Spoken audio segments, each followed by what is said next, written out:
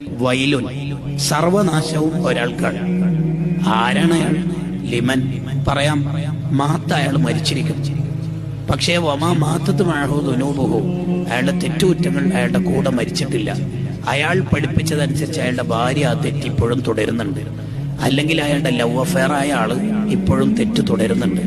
ആ ലിങ്ക് ഇയാളാണ് പഠിപ്പിച്ചു കൊടുത്തത്, അല്ലെങ്കിൽ ഇയാളാണ് ആ ലഹരിയുടെ ഷോപ്പ് അല്ലെങ്കിൽ അതിന്റെ ഏജന്റ് ഇതാണ് പഠിപ്പിച്ചു കൊടുത്തത്. അയാൾ മരിച്ചിട്ടുണ്ട്, പക്ഷേ ഈ തെറ്റ് ഈ ദുനിയാവിൽ നിലനിൽക്കുന്ന കാലത്തോളം ഇപ്പോഴും അയാൾ ലൈവായി തെറ്റ് ചെയ്യുന്ന അതേ ശിക്ഷ അയാൾക്ക് കിട്ടിക്കൊണ്ടിരിക്കുന്നത് കൊണ്ടാണ് കിതാബ് പറയണത് തെറ്റ് കൂടെ മരിക്കാത്ത മനുഷ്യനാണ് ഏറ്റവും നാശം കൂടുതൽ എന്ന്.